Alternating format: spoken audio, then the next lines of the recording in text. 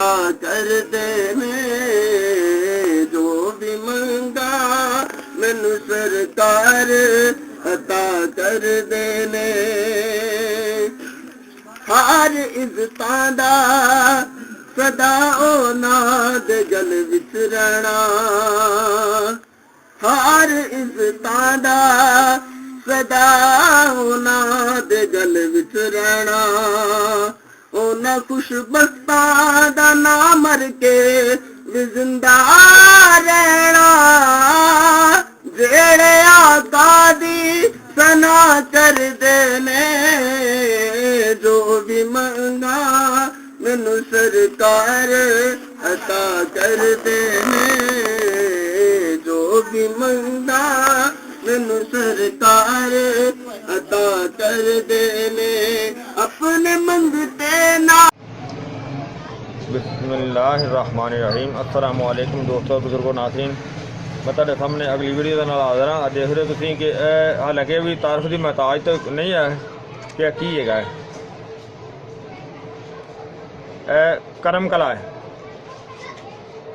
इनू करम कला भी कहा जाता है और इसनू बंद गोभी भी कहा जाता है।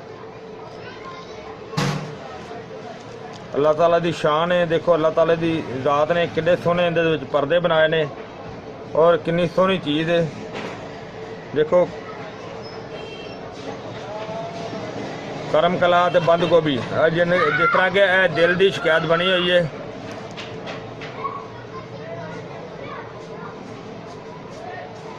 और इस तो अलावा देखो और भी बड़े खूबसूरत ने छोटे छोटे फुल ने।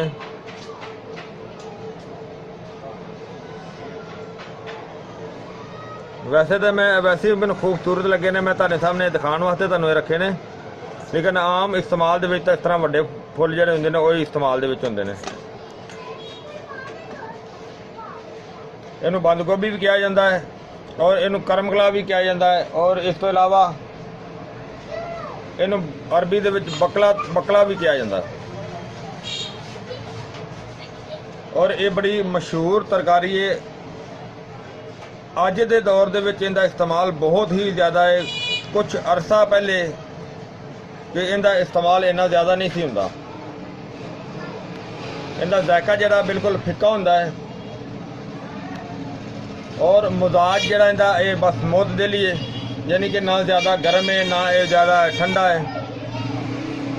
और इनू बतौर तरकारी इस्तेमाल किया जाता है। आम इनू गोश्त वगैरह दे विच पका के ते इस्तेमाल किया जाता है। और इस तो अलावा सलाद का ये बेहतरीन मुरक्कब है। इनू अजकल के दौर दे विच यानी कि बर्गर शवारमा वगैरह इन दे विच बहुत ज़्यादा इस्तेमाल किया जाता है। यानी कि बर्गर शवारमे का एक मेन जोज है। जदों कि बर्गर शवारमे नहीं सी हुंदे उदों इनका इस्तेमाल सिर्फ और सिर्फ बस कोई पकाने वास्ते इस्तेमाल करते सी या फिर जानवरों के इस्तेमाल वास्ते इस्तेमाल किया जाता सी। तो वक्त के लिहाज नाल फिर एक चीज़ की बहुत ज़्यादा कदर हो जाती है, बहुत ज़्यादा इस्तेमाल हो जाता है। और शायद कि ये आम जिहड़े घरां दे विच तां इहनूं यही चीज़ है कि इहनूं दुध विच पकाया जाता है, यानी कि गोश्त दे नाल पकाया जाता है। लेकिन इहदा एक और बड़ा खास तरीका है। असल में तुहानूं सिर्फ दस्सण लगा ये कि इहनूं खास तरीका इहदा किहड़ा है कि इहनूं अगर हिकमत दे लिहाज दे नाल बकरी दा दुध लैके उस दे विच इहनूं पकाया जावे ते फिर ये बड़ी अच्छी ते बड़ी ज़बरदस्त बड़ी वधिया डिश बनदी है।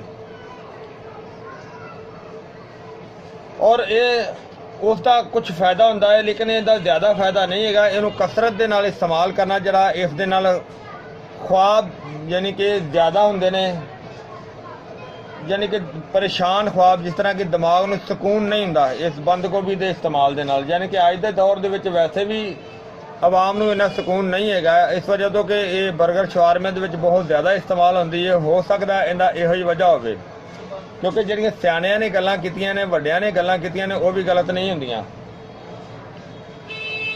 और ये मैदे नूं ज़्यादा नुकसान दिंदी है। इहदा ज़्यादा इस्तेमाल जिहड़ा ना वो मैदे वास्ते सही नहीं हुंदा, यानी कि ये जल्दी हजम नहीं हुंदी। सही तो मुराद ये भी कि जल्द हजम नहीं हैगी,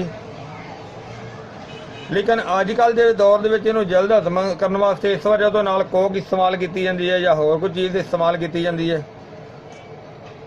ਲੇਕਿਨ ਬਿਹਤਰੀਨ ਚੀਜ਼ ਤੇ ਉਹ ਹੀ ਹੁੰਦੀ ਹੈ ਜਿਹੜੀ ਕੁਦਰਤੀ ਤੌਰ ਤੇ ਮੈਦਾ ਕਬੂਲ ਕਰਕੇ ਤੇ ਉਹਨੂੰ ਹਜ਼ਮ ਕਰੇ। ਉਹ ਚੀਜ਼ ਬਹੁਤ ਜ਼ਬਰਦਸਤ ਹੁੰਦੀ ਹੈ, ਬਹੁਤ ਅੱਛੀ ਹੁੰਦੀ ਤੇ ਬਹੁਤ ਵਧੀਆ ਹੁੰਦੀ ਹੈ। ਲੇਕਿਨ ਬੱਕਰੀ ਦੇ ਦੁੱਧ ਵਿੱਚ ਜਿਹੜੀ ਇਹ ਪਕਾਉਣ ਵਾਲੀ ਤੁਹਾਨੂੰ ਮੈਂ ਦੱਸਿਆ ਹੈ, ਇਹ ਮੇਰਾ ਖਿਆਲ ਇੱਕ ਅਨੋਖੀ ਹੋਣੀ ਹੈ। ਸ਼ਾਇਦ ਕਿ ਤੁਸੀਂ ਇਹ ਚੀਜ਼ ਪਹਿਲੇ ਨਹੀਂ ਸੁਣੀ ਹੋਣੀ ਕਿ ਬੱਕਰੀ ਦੇ ਦੁੱਧ ਵਿੱਚ ਪਕਾਉਣਾ ਇਹਦਾ ਬਹੁਤ ਵਧੀਆ ਤੇ ਬੜਾ ਜ਼ਬਰਦਸਤ ਤੇ ਬੜਾ ਅੱਛਾ ਜੋਜ਼ ਹੈ।